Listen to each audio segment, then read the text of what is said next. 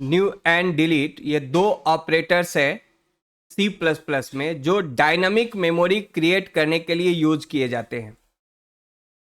कोई भी dynamic memory हम लोग अगर क्रिएट करना चाहते हैं सी प्लस प्लस में तो हम लोग न्यू कीवर्ड को यूज करते हैं, और उस डायनेमिक मेमोरी को अगर हम खत्म करना चाहते हैं तो फिर हम लोग डिलीट कीवर्ड को यूज करते हैं। तो new and delete are two operators that are use to create and delete a dynamic memories. तो न्यू ऑपरेटर कोई भी ऑब्जेक्ट के लिए डायनेमिक मेमोरी को क्रिएट करने का काम करता है, और एरे के लिए भी डायनेमिक मेमोरी क्रिएट करने का काम करता है। यानी एरे का अगर हम कोई डायनेमिक मेमोरी बनाना चाहते हैं, यानी हम डायनेमिक एरे बनाना चाहते हैं, तो न्यू कीवर्ड से हम बना सकते हैं, या किसी ऑब्जेक्ट का डायनेमिक मेमोरी क्रिएट करना चाहते हैं तो भी हम न्यू कीवर्ड से उसको ऑब्जेक्ट का डायनेमिक मेमोरी डिफाइन कर सकते हैं।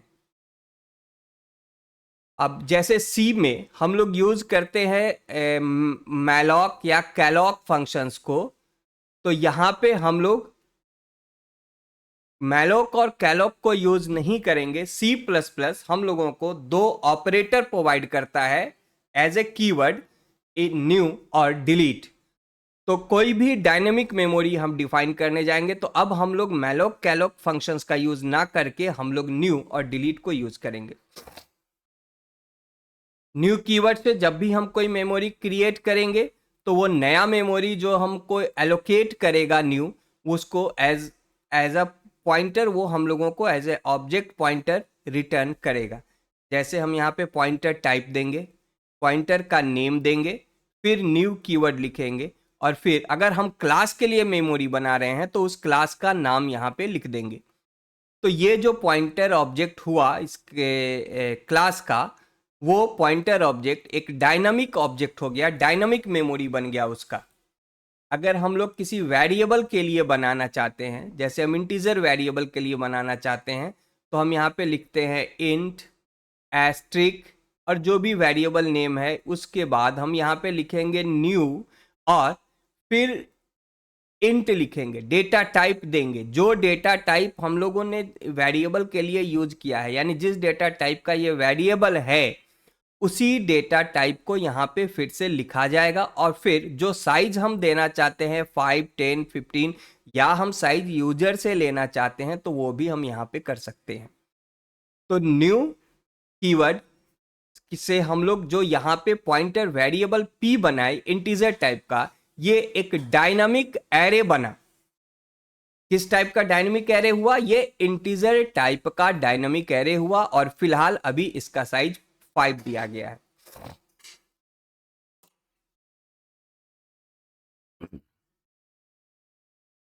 तो जैसे यहाँ पे देखो, यहाँ पे integer asterisk x equal to new int, तो ये x जो है ये एक सिंगल वेरिएबल है, ये सिंगल वेरिएबल है, इसका भी हम सिंगल डायनामिक मेमोरी बना रहे हैं। हम कोई साइज यहाँ मेंशन नहीं किए, बट हम एक सिंगल वेरिएबल का सिंगल मेमोरी जो कि एक डायनामिक मेमोरी बनाना चाहते हैं, तो ये काम भी हम लोग कर सकते हैं। और यहाँ पे हम लोग क्या कर रहे हैं, हम पॉइंटर p जो कि इंटीजर टाइप का है, इसके लिए 5 साइज का एक मेमोरी बना रहे हैं। तो हम अगर साइज एरे बनाना चाहते हैं तो हम इस तरीके से एक डायनामिक एरे बना सकते हैं, और अगर हम सिंगल वेरिएबल का एक मेमोरी ही बनाना चाहते हैं और वो डायनामिक चाहते हैं तो हम इस तरीके से भी एक वेरिएबल का मेमोरी, ये इंटीजर का एक ही मेमोरी बना, इंटीजर x का ये एक मेमोरी बना, और यहाँ पे p का 5 मेमोरी बना, क्योंकि यहाँ साइज 5 दिया गया, 1, 2, 3, 4 और 5 मेमोरी बना, जिसमें हम 5 इंटीजर वैल्यू रख सकते हैं। और यहां हम एक ही इंटीजर वैल्यू रख सकते हैं, लेकिन दोनों डायनामिक है। डायनामिक का मतलब क्या होता है? डायनामिक का मतलब ये होता है कि रन टाइम पे उसका मेमोरी बनेगा। अगर हम यहाँ पे कोई जनरल वेरिएबल डिक्लेयर करें जैसे इंटीजर y, तो इसका मेमोरी कंपाइलेशन टाइम पे क्रिएट होगा, और ये जो इंटीजर x है इसका मेमोरी कब क्रिएट होगा? रन टाइम पे, जब प्रोग्राम एग्जीक्यूशन में होगा उस समय जब इस पोजीशन पे प्रोग्राम आएगा तब इस x का मेमोरी क्रिएट होगा, लेकिन y का मेमोरी पहले से क्रिएट हो चुका होगा। डायनामिज्म का एक और फायदा है। डायनामिज्म से फायदा क्या होता है कि जैसे जो मेमोरी हम लोग क्रिएट कर चुके हैं, जैसे यहाँ पे इंटीजर p का मेमोरी है, इसका साइज 5 दिया गया है। तो अब ये साइज जो 5 है,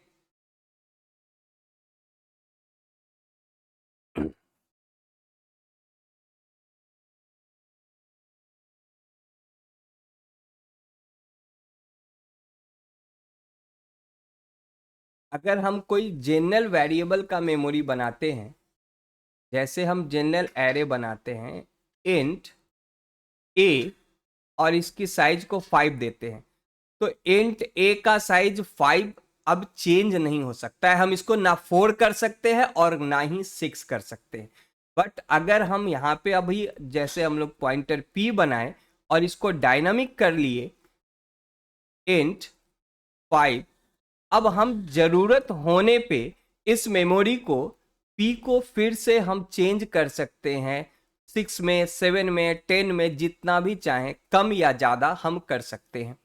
तो डायनामिज्म का फायदा ये है कि द मेमोरीज कैन बी रिसाइज्ड। जरूरत पड़ने पे हम उस मेमोरी के साइज को कम कर सकते हैं और ज़्यादा भी कर सकते हैं, और काम खत्म होने पे उस मेमोरी को खत्म भी कर सकते हैं। बट ए का मेमोरी, ए एक एरे है, पी भी एक एरे है, बट ए एक नॉन डायनामिक एरे है और पी एक डायनामिक एरे है। तो ए को हम कह सकते हैं in the nature A is a static memory, but properly P is a proper dynamic memory, जिसका मेमोरी क्रिएट कब हो रहा है, रन टाइम पे। एक और फायदा है, ये तो हम लोग देख रहे हैं कि इसकी मेमोरी को रिसाइज हम कर सकते हैं। दूसरा फायदा ये है, जैसे हम इंटीजर ए का डिक्लेरेशन कर रहे हैं तो यहाँ पे हम फिक्स वैल्यू दे रहे हैं, बट हम पॉइंटर p का डिक्लेरेशन करते समय हम साइज यूजर से लेकर के, जैसे हम कोई वेरिएबल ले ले और इस पे इनपुट कर ले यूजर से वैल्यू s, और हमारे पास एक पॉइंटर है एस्ट्रिक p। अब हम क्या करेंगे, यहाँ पे इसका वैल्यू न्यू इंट और s को यहाँ पे पास कर देंगे। तो अब क्या हो रहा है कि यूजर से हम साइज ले रहे हैं, रन टाइम पे साइज लिया गया, रन टाइम पे एरे डिक्लेयर किया गया। तो डायनामिक करने का फायदा ये भी होता है कि हम रन टाइम पे वैल्यू यूजर से ले करके फिर उस पे काम करते हैं। तो डायनामिक मेमोरीज हम किसी भी जनरल वेरिएबल को एरे वेरिएबल बनाने के लिए भी कर सकते हैं। सिंगल मेमोरी को डायनामिक करना चाहे तो भी वो भी कर सकते हैं, और इसके अलावे हम किसी क्लास का ऑब्जेक्ट डायनामिक ऑब्जेक्ट बना सकते हैं न्यू कीवर्ड के मदद से। और डिलीट का काम क्या है, डिलीट ऑपरेटर डायनेमिक मेमोरीज को डिलीट करता है, खत्म कर देता है, डी एलोकेशन के लिए यूज किया जाता है। तो delete is an operator which D allocate the dynamic memories. तो ये सिर्फ डायनामिक मेमोरी को ही डी एलोकेट करेगा, नॉन डायनामिक मेमोरीज को नहीं करेगा। जैसे यहाँ पे एरे ए है, हम इसको डिलीट नहीं करेंगे, कर सकते हैं, बट हम पॉइंटर p जो कि ये भी एक एरे है, हम इसको डिलीट कर सकते हैं। इस तरीके से हम लिख देंगे डिलीट p, तो ये p का मेमोरी खत्म हो गया, डिलीट हो गया। तो delete keyword can D allocates the memories, dynamic memories. और क्लास के ऑब्जेक्ट को भी हम इस तरीके से क्रिएट कर सकते हैं और उसको डिलीट कर सकते हैं।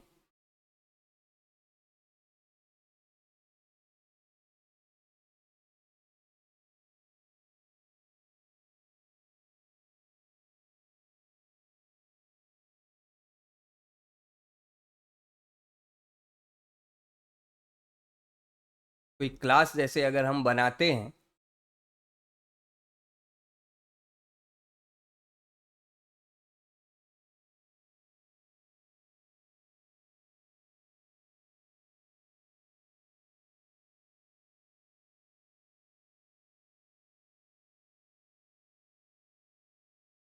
तो इस क्लास के मेमोरी को भी हम डायनामिक कर सकते हैं।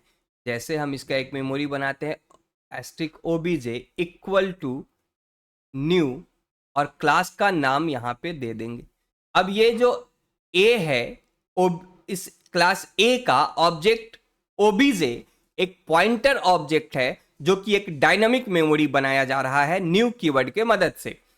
और इसके यूज के बाद हम जब चाहेंगे, इसके यूज के बाद हम इस मेमोरी को खत्म करना, तो हम इसको खत्म भी कर सकते हैं। डिलीट ओबीजे हम इस तरीके से लिख देंगे और ओबीजे का मेमोरी डिलीट हो जाएगा, खत्म हो जाएगा।